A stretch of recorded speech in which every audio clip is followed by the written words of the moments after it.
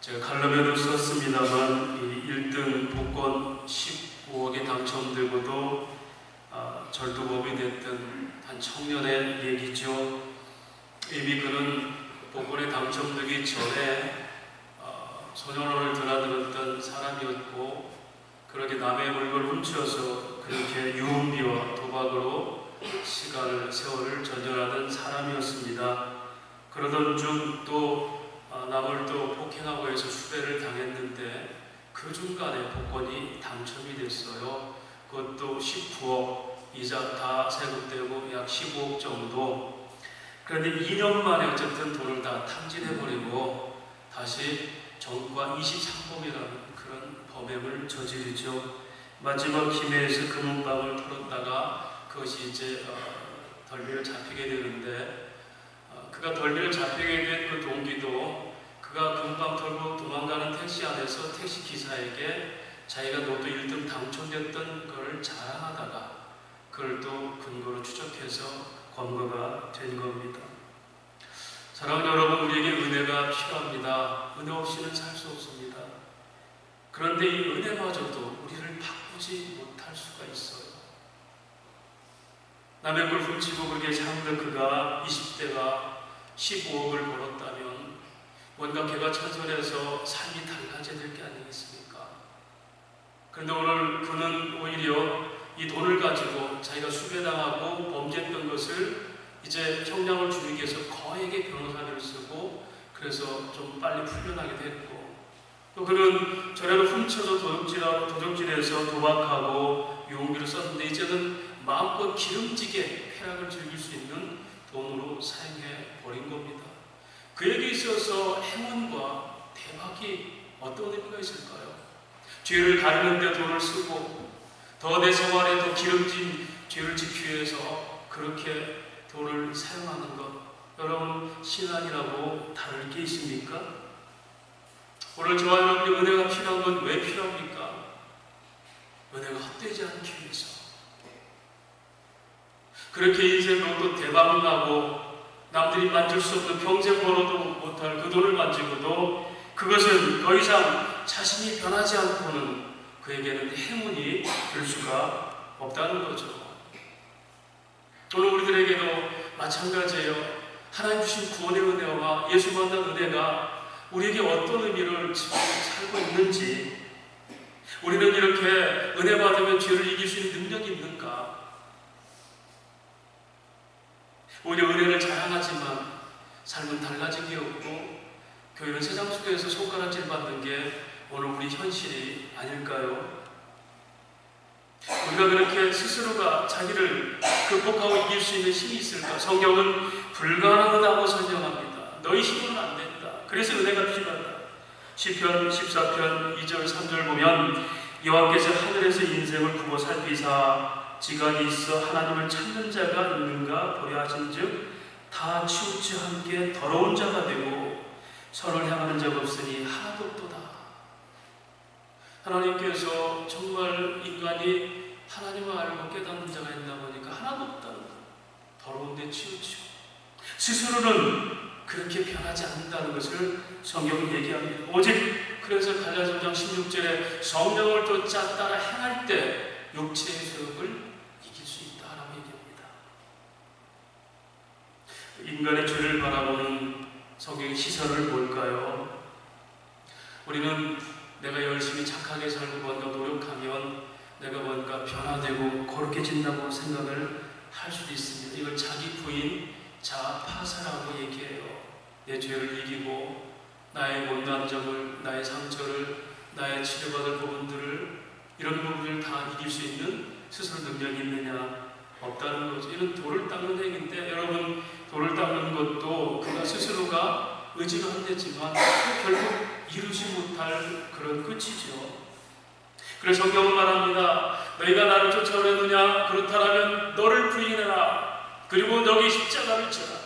그게 나를 쫓는 방법이다. 그게 너희가 변하고 승리하는 방법이다. 자기 부인은 뭡니까? 그것은 내 능력과 내 지식과 내 의지로, 내 감정으로, 열정으로 내가 죄를 이길 수 있는 게 아니라 이미 그 죄를 이기신 그리스도 예수의 권세를 믿는 겁니다. 할렐루야. 주님이 이미 그 죄를 속죄하셨고 회개의 능력도 주님이 주시는 것고 또 우리가 거룩한 싸움을 할 때 주님이 우리와 싸우시는 거예요. 여러분, 전쟁은 여호와께 있어요. 우리에게 있는 게 아니에요. 하나님은 전쟁을 하라 그럽니다. 우리 보고 전쟁을 하기 위해서 우리는 말씀 붙들고 기도하는 겁니다. 근데 전쟁의 결과는 누가? 하나님께 하신다는 거예요. 근데 우리는 전쟁을 안 해요. 생활에 게을러서 라이프 스타일이 내 스타일이어서 하나님께 드리는 스타일이 아니라 내 스타일. 나는 적어도 이 드라마는 봐야 돼요. 나는 이 시간에 꼭 오라고 해야 돼요. 나는 이 시간에 꼭 어떤 일이 있어 잠을 자야 돼요. 그건 자기 라이프 스타일이에요. 하나님께 드려지는 충성된 삶은 하나님을 통해서 내 삶이 이루어져가는 하나님께 맞춰진 라이프 스타일을 견제합니다. 싸우려는데 싸우지 않고 매일 백전백패하고 있으니 전쟁은 여호와께서 네가 전쟁을 선포하면 내가 승리케 하리라고 하셨는데도 여러분, 이스라엘 백성은 가나안 땅에 하나님께서 허락하셨지만 그 정복은 누가 해야 돼요? 그들이 싸워야 돼요. 근데 싸우는 방법 누가? 하나님께서 하시잖아요. 할렐루야. 여러분, 오늘부터 영적 전쟁을 선포하십시오. 스스로 의지와 노력은 안 됩니다. 하나님 말씀하세요. 내가 싸워줄게. 너희는 전쟁만 선포해. 게으르냐? 게으름과 전쟁을 선포해라. 상처가 있느냐? 상처를 극복하는 전쟁을 선포해라. 내가 도와주겠다. 하늘의 권세가 움직이시는 겁니다. 할렐루야. 전쟁의 결과는 하나님께서 하세요. 이미 승리케 하셨다고 말합니다. 요한일서 5장 4절에 물은 하나님께서는 난자마다 세상을 이긴다. 세상을 이기는 승리는 이것이니 우리의 믿음이니라. 예수께서 이미 세상을 이기신 십자가의 능력, 부활의 능력을 믿는 것이 세상을 이기는 것. 요한일서 5장 8절 또 말합니다. 하나님께서 난 자는 다 범죄하지 아니하는 줄 우리가 아노라. 여러분, 이 말은 예수 믿는 사람은 다 범죄하지 않는 걸 우리가 안다. 왜냐하면 하나님께 나신 자가 그를 지키시되 악한 자가 손도 못 댄다. 여러분, 우리가 하나님께서 우리를 지키시면 악한 자가 손도 못 댄다. 오늘 오후 예배에 영적 분별에 대해 설명합니다. 하나님의 영과 인간의 영과 사단의 영이 어떻게 이렇게 공존하면서 조화를 이루는지 우리는 다 속고 있어요. 사단에게. 하나님은 이미 우리에게 승리를 주셔서 누구도 우리를 손도 못 대게 합니다. 우리는 스스로가 손을 내밀어서 죄악과 손잡아서 스스로 무너져버리는 이거 뭐죠? 이게 미혹입니다. 미혹. 성도에게는 하나님께서 허락하신 그를 통해서 이루신 하늘나라 권세, 다시 말하면 땅을 다스리는 권세가 있습니다. 본문이 바로 그 이스라엘의 범죄와 심판 그리고 회복의 의미를 자세히 기록한 게 오늘 본문의 내용입니다. 우리 이사야서를 지금 계속 우리가 묵상하고 있죠. 이사야서는 잘 아시다시피 이사야 선지자를 통해서 이스라엘 백성들의 범죄를 드러내고 그를 이로 인하여 너희가 이제 심판을 받게 되나 내가 너희를 다시 싸매겠다는 하나님의 심판과 회복에 대한 예언이에요. 그래서 때리시지만 다시 싸매심으로 그 속에서 하나님께 주신 교훈이 뭘까? 아, 역시 하나님이시구나를 고백하게 하시려고 선지자를 통해서 심판을 예고하시고 또 역사적으로는 그렇게 이스라엘 백성들이 심판을 당하죠. 남의 나라에 뺏기고 국권을 뺏기고 돌아오게 하셔서 결국은 하나님이 은혜가 뭔지를 고백하게 하시는 겁니다. 자, 먼저는 50장 1절 말씀 보면 나 여호와가 이같이 말하노라 내가 너희 어미를 떼보낸 이혼 증서가 어디 있느냐 내가 어느 체주에게 너희를 팔았느냐 보라 너희는 너희 죄악으로 말미암아 팔렸고 너희 어미는 너희 배역함으로 말미암아 내보냄을 받았느니라. 여기서 어미라는 것은 이스라엘 국가를 얘기해요. 내가 너희를 누구한테 팔긴 했느냐 내가 빚을 줘가 누구한테 너희를 그렇게 팔리긴 했느냐 너희는 너희 스스로가 나를 배역해서 국가가 다 멸망에 처하게 됐다는 겁니다. 다시 말하면 죄는요 환경이 아닙니다. 가난하게 피해서 범죄합니까? 그걸 부자로 범죄 안 합니까? 우리는 자꾸 환경 탓하고 우리 출생을 탓하는데 성경은 여러분 처음부터 하나님께서 인간을 지으셔서 하나님께서 주신 소유로 하나님을 찬양하며 살 수 있도록 모두에게 다 은사를 주셨어요. 죄는 내가 너희를 그렇게 파는 것도 아니고 너희 스스로가 범죄하고 배역함으로 나를 떠난 것이 죄다. 죄는 너희가 여전히 지금도 예수 믿고도 나를 버리는 게 바로 죄악이다. 그것이 미혹이라고 말하고 이것이 죄라고 말하고 사망이라고 얘기합니다. 야고보서 1장 15절에 욕심이 잉태한즉 죄를 낳고 죄가 장성한즉 죽음에 이르느니라. 그들의 행위는 하나님 은혜로 가나안 땅에 들어갔지만 우리 이방인들이 섬기는 우상들을 섬기면서 하나님을 다 배역해버린 거예요. 그래서 그들은 하나님을 알고자 하는 지식이 다 무너져 버리고 평안없는 삶을 살게 되죠. 이것이 에베소서 17절 18절 하나님 백성들이 예수를 믿으면서도 삶의 라이프 스타일을 하나님께 드리지 않고 자기 방식으로 살 때 어떤 일이 벌어질지를 설명하는 겁니다. 이제부터 너희는 이방인이 그 허망한 것으로 행함 같이 행하지 말라. 이방인이 허망한 데 행하면 어떻게 되는가? 그들의 총명이 어두워지고 예수 믿는 사람의 총명이 어두워지고 그리고 그들 가운데 무지함과 그리고 그들 마음이 굳어짐으로 하나님의 생명에서 떠난 자들 같이 삽니다. 여러분, 우리와 저와 여러분의 삶에 하나님의 생명의 열매가 있습니까? 여러분 다시 말할까요? 궁극적인 생명의 열매는 전도입니다. 왜요? 복음을 자랑하는 거기 때문에 그게 증명된 결과예요. 우리에게 그런 열매가 있어요? 원수조차도 감화받아야 돼요. 우리 삶을 통해서. 예수의 삶이 그랬잖아요. 원수된 자를 위해서 십자가를 지심으로 우리가 그 은혜로 하나님을 찬양하게 됐잖아요. 우리의 삶의 열매는 원수조차도 감동이 돼야 되는데 가족조차도 실망하는 그런 우리의 신앙, 그런 의지, 그런 감정체계, 그런 지식 수준 가지고 그렇게 되면 결국 하나님의 생명에서 떠난다. 그들은 하나님의 은혜로 살아가는 백성들이 오히려 이방인들의 우상을 섬김으로 그렇게 심판의 길을 자초하게 된 겁니다. 사랑하는 여러분, 오해하고 듣지 마세요. 죄는 우리의 모든 것을 다 파괴해버립니다. 여러분, 질병도 인간이 타락한 후에 왔어요. 타락하기 전 아담은 질병이 없었어요. 타락한 후에 욕정을 사용해서 자기 몸을 함부하든지 아니면 자기 관리를 못하든지 하나님과 영적 관계에서 순결하지 못하든지 그런 말미암아 질병도 생기고 우리에게 고단한 인생의 체계가 되는 겁니다. 두 번째로 그러면 하나님께서 그들에게 구원의 손길을 내밀었죠. 그런데 그들은 그것마저도 거절하죠. 2절 3절 말씀입니다. 내가 왔어도 사람이 없었으며 내가 불러도 대답하는 자가 없었으면 어찌 믿으리냐. 내 손이 어찌 짧아 부족하지 못하겠느냐. 내가 어찌 건질 능력이 없겠느냐. 내가 부지저 바다를 마르게 하며 강들을 사막이 되게 하며 물이 없어졌으면 그 물고기들의 악취를 내며 가라해 주리라. 내가 그 강을 하늘을 입히며 붉은 별을 덮느니라. 심판과 회복이 다 내게 있다. 생사하고 다 내게 있는데 너희는 내가 불러도 오지 않았다. 여러분, 우리에게 가장 큰 저주가 뭔지 압니까? 성경이 말하는 복은 무슨 우리가 인생에 무슨 뭘 누리고 소유가 아니라 하나님의 생각과 내 생각이 일치할 때 그걸 복이라고 해요. 할렐루야. 복은 하나님의 생각과 내 생각이 일치할 때 복이에요. 다시 말할까요? 하나님의 생각과 내 생각이 다른데 내가 물질을 받았다. 그건 복이 아니라 저주입니다. 하나님 그런 물질을 기뻐하지 않으세요. 저주는 뭡니까? 하나님 생각과 내 생각이 다르게 있을 때 저주예요. 이걸 하나님이 외면하신다.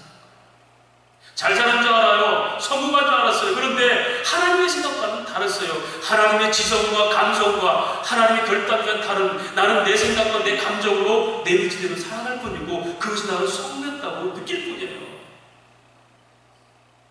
오해부터 계속해서 인간의 영적 상태를 제가 계속 강의할 거지만요.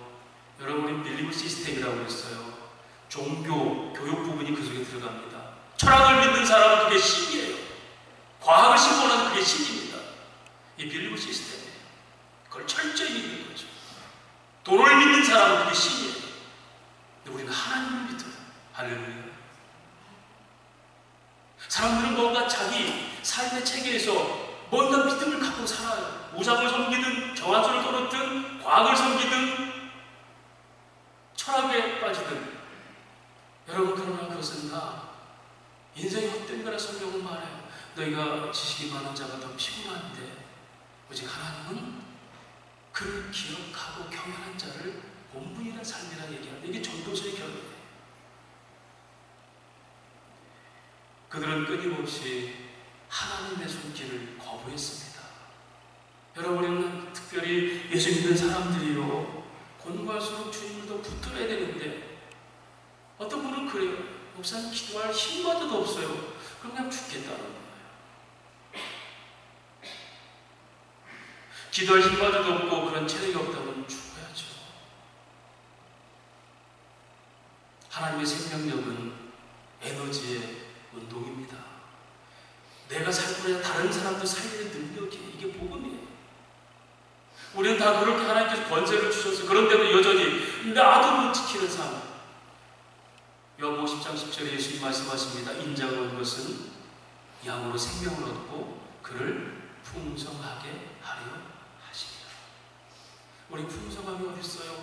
나라도 근근히 신앙생활을 힘들게 하는데, 내게 맡긴 자녀들에게 어떤 영적 에너지와 삶의 에너지를 줄 수 있습니까? 교회가 세상에 이건 정말 하나님께서 하시는 거라고 그렇게 돋보일 수 있는 그런 믿음의 행위들이 있겠어요? 그들은 오히려 하나님의 손길을 외면하고 어려울수록 이방을 붙듭니다. 그리고 그들은 그들이 삶에 처한 풍족함에 만족하고 삽니다. 유다 멸망을 예고했던 선지자 하나 있죠. 아모스라는 선지자입니다. 아모스는 유다 백성이 아니었어요. 이 남북쪽 이스라엘 사람인데 그가 뽕나무를 치고 있는데 하나님께서 가서 너는 가서 예루살렘에 가서 이 민족 그 민족이 이제 돌아오지 않으면 그들이 심판을 받을 거라 얘기하라. 근데 그는 아무런 그 당시 말로 제사장도 아니고 선지자도 아니었어요. 그런데 하나님 말씀 따라서 일터를 버리고 가서 절하는 겁니다. 그 고관들이 있던 화려한 문화 속에 여러분들 이렇게 살면 하나님께서 여러분 심판하신답니다. 그때 아바샤라는 그 당시 그 나라의 제사장이 그 멱살을 잡고 뺨을 때리면서, 야, 이 무식한 게 어디 와서 지금 헛소리하고 있어. 우리가 이렇게 잘 사는 게 하나님의 은혜인데 어디 우리 멸망한다고. 너는 너네 나라 가서 그런 저주를 펴거라. 근데 그 뒤로 몇 년 만에 유다가 멸망합니다. 오늘 신약의 예수께서 요한복음 1장에 우리에게 오셨습니다. 육신이 되어서 이 땅에 오셨는데 사람들이 어땠을까요? 요한복음 1장 5절에 빛이 어둠에 비추되 어둠이 깨닫지 못하더라. 10절에는 그가 세상에 계셨으며 세상은 그로 말미암아 지음바 되었으되 세상이 그를 알지 못하였고, 11절은 그가 자기 땅에 오매 자기 백성들이 영접하지 아니하였더라. 여러분, 우리 삶의 체계가 고단하고 힘들 때 하나님 말씀이 들려지 않는데 들리지가 않아요. 우리 삶이 즐겁지 않은데 그냥 팔자로 숙명으로 생각하는 거예요. 이게 우리의 속고 있는 겁니다. 호흡이 있는 자마다 주를 찬양하는 것이 성경이 말하는 성도의 삶인데, 숨 쉬는 동안도 즐거운 우리 인생, 열정이 사라지고 관계가 서먹해지고 무관심해져 버리고, 그렇게 다 인생은 그거야. 여러분, 그건 세상이 주는 나태함이지 하나님과 관계는 난 한 번도 너희를 눈을 떼지 않았다고 성경은 말씀하고 있어요. 그럼 그들이 그런 속에서 주님 붙들어야 돼. 그들은 오히려 부르지 않았습니다. 그래서 그들 스스로는 해결할 방법이 없어요. 자기 부인이 되지 않고 이길 만한 능력이 없고 심판을 감당하고 새롭게 될 능력이 없어요. 그래서 누가 대신 나갑니까? 하나님 아들 예수가 대신 당하시는 거예요. 할렐루야. 우리가 착하게 소리 듣고 당할 수가 있다면 하나님 아들이 죽지 않아도 돼요. 우리는 그런 존재가 못 돼요. 그러니 하나님께서 당신이 직접 우리 대신, 그 백성들 대신 저주를 당하십니다. 그게 4절에서 9절까지죠. 자, 오늘 4절에서 9절까지는 이사야 선지자에 대한 자기 고백이 되지만 이게 장차 오실 메시아에 대한 이걸 이중 언약이라고 신학적으로 표현해요.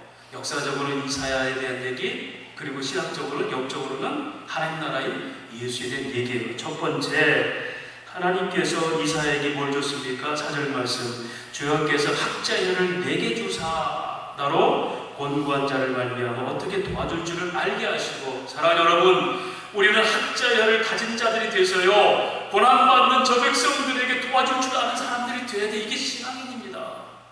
이게 예수님이셨어요. 학자회가 뭡니까? 복음을 선포하는 주님의 권세였어요. 마가복음 우리가 지난주 읽었죠. 1장에 어떤 일이 벌어질까요? 예수님께서 성전에 가르칠 때 사람들이 놀라는, 왜? 그가 가르치는 권위, 엑수시아, 권세가 성인관들과는 다르더라. 똑같이 가르치는데 예수님 가르치는 건 다르더라. 말만 하는 게 아니라 바로 뭐가 있더라? 병든 자가 치유가 되더라. 할렐루야.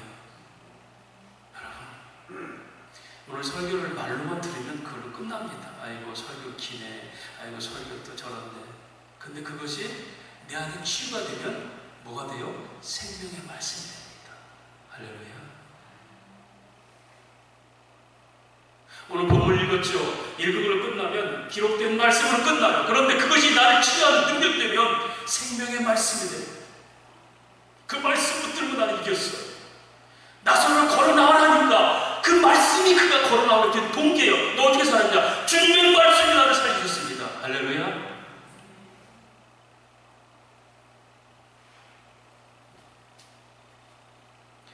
학자혈을 주셔서 내가 그 사람들을 돕게 하소. 여러분, 우리는 사람들에게, 인생의 골과 허탄한 사람들에게 주의 말씀 복음을 통해서 생명을 전해야 돼요. 이게 전도입니다. 두 번째로 5절 말씀, 주 여호와께서 나의 귀를 여셨으므로. 자, 귀를 깨닫게 하고 귀를 여셨다. 그렇게 한 건 내가 거역하지도 아니하며 뒤로 물러가지도 아니하며. 하나님에게 믿음을 주신 것, 듣게 하신 것은 내가 어떤 상황에서도 물러가지 않고 거역하지 않는, 순종하며 후퇴하지 않는 이 믿음의 견고함을 위해서 주님 내게 귀를 깨워주셨다. 이것이 이게 뭐죠? 믿음의 담대함이에요. 여러분, 요한일서 4장 5절 6절은 제가 한참 김용옥 씨가, 도울 김용옥 씨가 요한복음 강의한다고 납치하면서 할 때 너무 화가 나서 기도하다가 받은 응답에, 제가 이 김용옥 씨는 성경을 철학으로 다 풀어낸 사람이에요. 말은 맞은데 진리는 아니었어요. 근데 사람들이 거기에 매달리고 막 지구에 매달리고 할 때, 하나님, 저가 가르치는 게 얼마나 어리석은데 저렇게 사람들이 저렇게 매달리니까 그때 이 말씀 주신 거예요. 요한일서 4장 5절 6절 말씀 제가 읽어드리겠습니다. 그들은 세상에 속한 거로 세상 속한 말을 하며 세상이 그들의 말을 듣느니라. 세상 얘기는 그럴싸해요. 그러나 우리는 하나님께 속하였으니 하나님을 아는 자는 우리 말을 듣고 하나님께 속하지 않은 자는 우리 말을 듣지 아니하느니 진리의 영과 미혹의 영을 이로써 알게 되느니라. 보이스피싱 때문에 많은 사람, 특히 연세 드신 분들이 피해를 봐요. 얼마 전에 보이스피싱에 대해서 대책을 발표하는 제가 그 프로를 봤어요. 그런데 어른들에게 이렇게 얘기합니다. 보이스피싱 전화가 오면은 딱 한마디야. 야 이놈아, 나 돈 없어.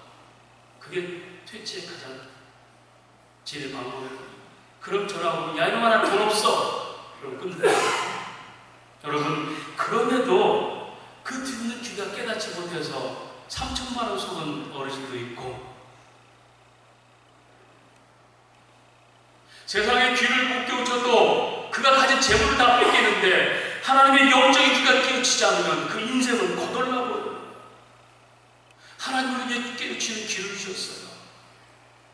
주님이 그렇게 우리에게 역사하십니다.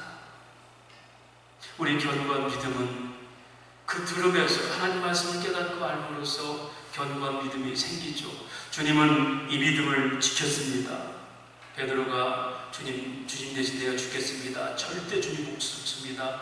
얼마나 가상합니까? 그런데 주님 말합니다. 사단아 물러가라. 네가 왜 하나님의 일을 사람의 일로 생각해서 해석했느냐? 하나님의 일에 대한 믿음이 확실했으니 그 제자의 그런 것도 단호히 거절합니다. 좌우로 치우치지 않고 인간의 정에, 인간의 의리에 휩쓸리지 않고 그 길을 지켜내고 그것이 복음의 길이 됩니다. 그런데 주님은 이렇게 복음만 전하고 그렇게 믿음만 주는 게 아니라 당신이 그 대가를 치르시죠. 이게 이제 지정의 중에 하나님의 결단인 의를 얘기하는 거예요. 6절부터 9절까지 말씀입니다. 나를 때리는 자들이 내 등을 맡기며 나의 숨을 뽑는 자들에게 나의 뺨을 맡기며 모욕과 침뱉음을 당하여도 내가 얼굴을 가리지 아니하였느니라. 주님은 십자가에서 모욕을 당하고 수치를 당해도 피하지 않았습니다. 주님이 피하면 고스란히 그게 우리한테 다시 오기 때문에. 여러분, 소위 자존심 상하고 그런 일을 당할 때 있습니까? 그때마다 생각하세요. 주님은 벌거벗은 우리 자존심을 죄 앞에 드러져 벌거벗었고 하나님 숨어버려야 되는 이 자존심을 주님이 피하지 않고 수욕과 모욕을 다 당함으로 내가 이제 새롭게 하면 됐습니다. 7절 말씀, 주 여호와께서 나를 도우심으로 내가 부끄러워하지 아니하고 내가 내 얼굴을 부시들과 좁게 하였으면 내가 수치를 당하지 아니할 줄 알라.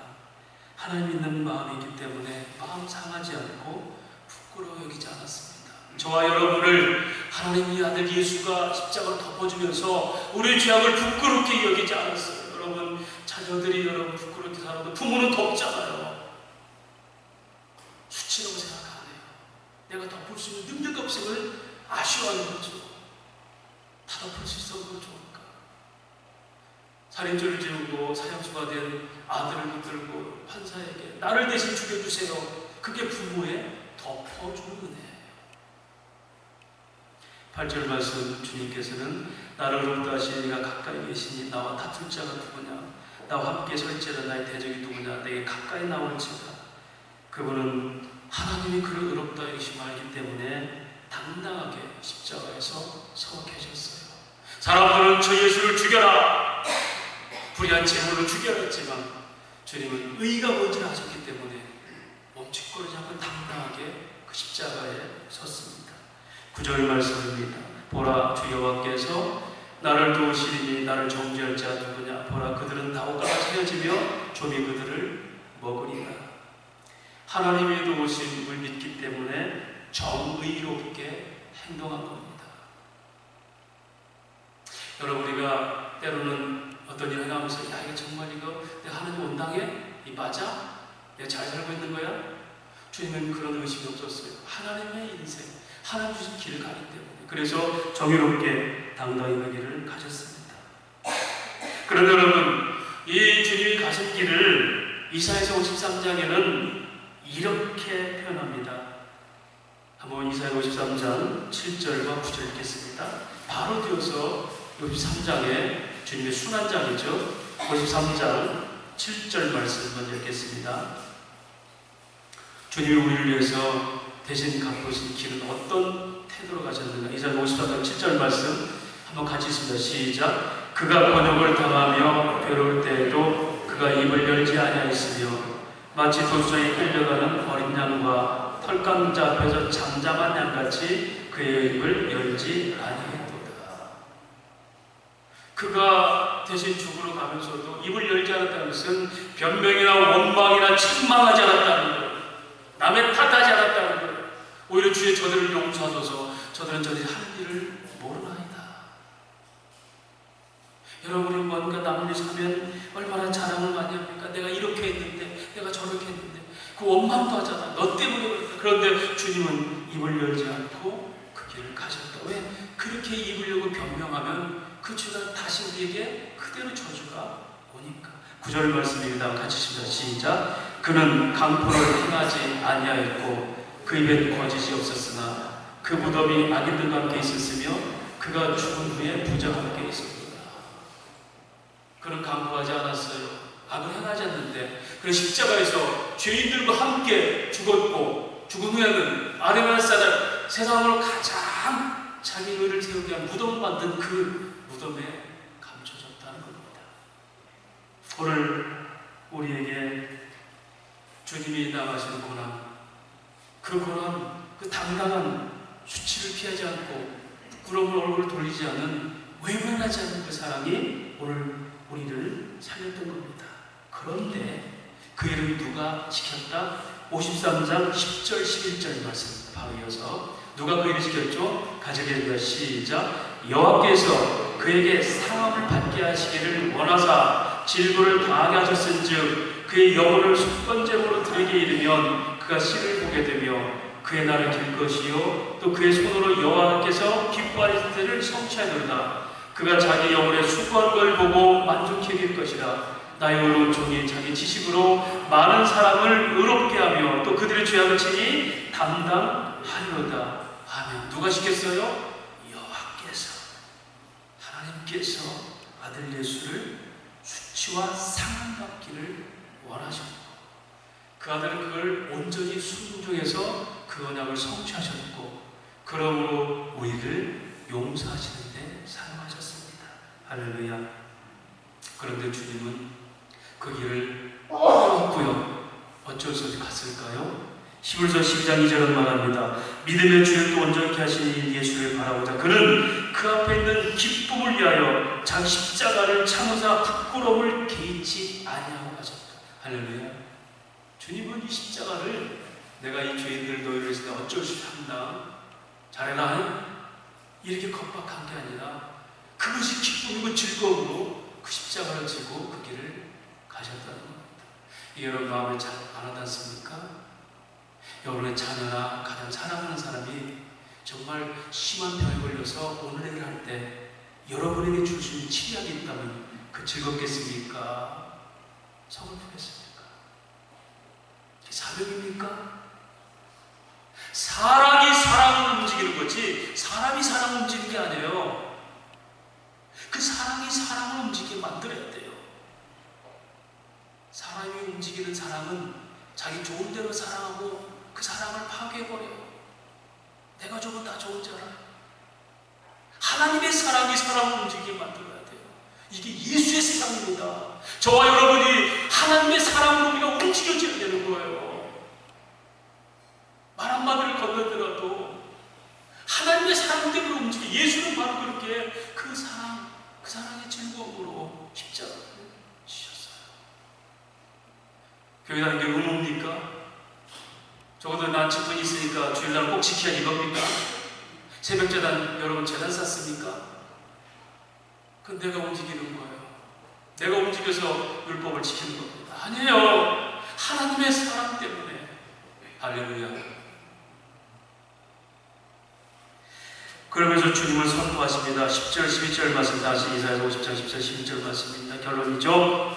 너희 중에 여호와를 경외하며 그의 종의 목소리를 청종하는 자가 누구냐?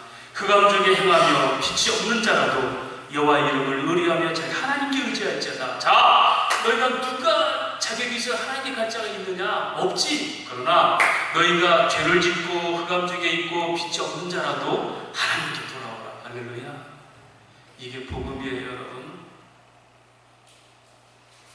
교회는 구원받은 죄인들이 모이는 것이 착한 의인들이 모이는 것이 아니에요. 구원받은 죄인들이 그 은혜에 감사해서 주님을 찬양하고 예배하는 것이지 내가 착하기 때문에 의인돼서 내가 예배하는 게 아니에요. 그건 자기 자랑이에요. 감사로 제사를 드린 자가 하나님을 영화롭게 한다고 했어요. 오늘 주님은 말합니다. 너희는 스스로 해결하지 못해. 듣는 귀도 없고 경영도 없어. 그러나 내가 아무리 죄가 깊어도 너희는 내게로 돌아오라. 왜냐하면 오직 구원자는 하나님 아들 예수밖에 없으니까. 우리가 여러분 대신자를 위해서 이걸 전하는 겁니다. 이걸 전하는. 성경은 말합니다. 마음을 믿어 의에 이르느니라. 어떤 마음일까요? 그리스도께서 우리 안에 계신다는 걸 믿어야 됩니다. 그리고 이미 십자가에서 우리 죄를 도말하신 사건을 믿어야 됩니다. 갈라디아 5장 24절 그리스도 예수의 사람들은 육체와 함께 그 정욕을 이미 십자가에 못 박아 버렸느니라. 할렐루야. 주님이 다 해결하신 걸 믿어야 됩니다. 그리고 성령 안에서 같이 따라가야 됩니다. 갈라디아 5장 16절 성령을 따라 행하면 육체의 죄를 너도 이기리라. 그리고 우리에게는 자기 자신의 신앙 성장에만 목표를 두는 것이 아니라 궁극적인 하나님 백성의 목표가 있습니다. 이것이 마태복음 28장 18절 20절 말씀입니다. 예수께서 나온 말씀하여 이르시되 하늘과 땅의 모든 권세를 하나님이 내게 주셨으니 이제 내가 너에게 그걸 준다. 권세를. 그러므로 너희는 가서 모든 민족을 제자로 삼아서 아버지와 아들과 성령의 이름으로 세례를 베풀고 내가 너에게 분부한 모든 것을 가르쳐 지키게 하라. 볼지어다 내가 세상 끝날까지 너희와 항상 함께 있으리라. 우리에게 어떤 사명이죠? 자기 하나 지나 근거에 지켜나는 그것이 아니라 궁극적으로 뭐죠? 하나님의 권세가 뭔지를 알고 땅에 있는 것들을 묶어버리고 다스리는 능력으로 그렇게 시달리는 사람들에게 그 복음과 권세를 전하는, 그러고 하나님 항상 함께 있는 열망이 있는 삶을 위해서 우리를 부르셨어요. 이게 교회의 사명입니다. 그러기 위해서 어떻게 할까요? 11절 말씀 보라 불을 피우고 횃불을 둘러 띈 자여 너희가 다 너희 불꽃 가운데로 걸어가며 너희 피운 횃불 가운데로 걸어갈지어다. 너희가 내 손에 얻을 것이 이것이라. 너희가 고통 있는 곳에 누우리라. 말씀 참 어렵죠? 쉽게 말하면 이겁니다. 자, 네가 횃불을 들고 불을 켰니? 이때 이스라엘은 그들이 전쟁이 어려워지니까 오히려 애국을 의지하고 아수를 붙드는 거예요. 조공을 바치면서 우리를 도와주세요. 하나님의 심판이 있는 걸 그들은 무지해서 오히려 다른 나라를 의지한 거예요. 여러분 오늘날 한반도와 주변 정세를 잘 살펴보시기 바랍니다. 우리의 우군은 없어요. 성조기 들고 태극기 들고 설치지 말아야 돼요. 성조기가 우리를 돕는 게 아니에요. 어려울수록 우방을 더 의지합니까? 너희 횃불을 들고 너희 불을 켜라. 등불은 뭐죠? 그가 의지할 수 있는 거예요. 돈을 의지하고 권력을 의지하고 이러면 나는 괜찮아. 인생이 헛헛하고 희망이 없고 우리가 고난에 처했는데도 여전히 난 돈 있으니까 괜찮아. 그 돈을 불로 난 태워버리고 횃불을 내가 다 불살아버린다고 주님 말씀하셨죠. 자, 네가 의지했던 아수르가 너 이스라엘 BC 721년에 정복해버릴 거야. 네가 의지하는 그가 너를 다 지배할 거야. 돈이 너를, 네 영혼을 다 사로잡을 거야. 시간을 다 뺏기게 만들고 헛된 시간을 다 험하게 보내가고 주님 앞에 섰을 때 네가 부끄럽게 될 거야. 생명이 있느냐? 육신의 생각이 없지. 결국 사망은 끝나지. 영의 생각은 생명과 평안이야. 네가 의지했던 것이 과연 다른 사람 살리고 평안을 누릴 수 있었을까? 그들의 횃불이 뭡니까? 신념입니다. 이게 인본주의고 세속주의예요. 우리도 할 수 있습니다. 인간적인 거예요. 우리 어려울 때 사람들은 하나님께 가기보다는 자기 신념을 개발하고 또 돌만한 힘을 고관들을 의지하고 세상을 의지합니다. 근데 주님 말씀하십니다. 내가 그들을 다 불살라 버릴 거예요. 그 불을 내가 불살라 버릴 것이다. 그러면 너희가 이제는 고통에 누워 있으리라. 여러분 이게 뭐죠? 여러분 인간의 가장 애통함과 서글이 뭔지 압니까? 그 사랑을 받았는데 내가 그분을 배신했다고 할 때 그게 고난이에요. 15억이 당첨됐는데 하루아침에 없어지고 난 또 도둑놈이 됐네? 내게 그 15억이 영원히 뭐 있을까? 그걸 생각하는 게 뭐죠? 안타까운 거죠? 그게 고통이면 이걸 자기 부인이라고 그래요. 저도 이 시간들을 많이 보내고 있어요. 너무 시간을 허비한 것 같아서 사랑할 시간을 놓쳐버렸고 평안을 누릴 시간을 놓쳐버렸고 관계 아름다움의 시간을 놓쳐버려서 그냥 그렇게 살아버린 거예요. 그래서 안타까워요. 이게 고난입니다. 하나님, 내가 내 시간과 내가 없었습니다. 하나님 주신 게 아니었습니다. 고통은 성대교는 경건의 연단입니다. 그래서 BC 720년 아수르에 잡히게 하는 거예요. 그 고통을 통해서 하나님께 나아가기를 더 찬란하게 이게 우리가 자기 부인을 통해서 애통함과 안타까움을 통해서 하나님을 깨닫는 거예요. 스스로는 돌아가지 못합니다. 주의 속은 어리석음 때문에 애통하고 시간을 소비하고 기회를 상실해서 통곡하는 애통함이고, 하나님과 영적으로 단절되고 후유증으로 심각한 불안과 깨어져버린 안식으로 삶이 고단하기를 끝도 없이 또 재미도 없이 사는 거, 이게 뭐죠? 이게 고통이에요. 예수를 믿으면 아니다 그랬잖아요. 죄를 지은 인간에게 드러나는 핵심 감정이 뭔지 압니까? 로마서 3장 10절 17절까지예요. 의인 없는 이 하나도 없고 함께 죄악에 다 빠졌고, 죄악의 상태죠. 저희 목구멍은 열린 무덤이요 그 혀는 속임을 일삼으며 입술은 독사의 독이 있고, 그렇게 죄의 상태가 있으니까 말이 험악해져요. 원망과 불평과 짜증과. 그럼 그 인생이 어떻습니까? 그 발은 피 흘린 데 빠른지라 파멸과 고생이 그 길에 있어 평강의 일을 알지 못하였고 그들 앞에 하나님 두려움이 없으니 고단한 삶이 계속되는 거예요. 그러니까 혹여 저 여러분의 예수 믿으면서도 우리 삶이 아닙니까? 구주를 생각만 해도 이렇게 좋거든. 그 얼굴 뵈올 때야 얼마나 좋을까. 주님을 생각하는 것이 좋습니까? 우리 삶의 고단함에 묻혀서 끝까지 그 생각할 겨를이 없습니까? 우리에게 복음이 복음되게 됩니다. 여러분, 결혼한 부부 여러분, 신혼 때 고백했던 삶의 열정이 부부 속에 좀 살아있습니까?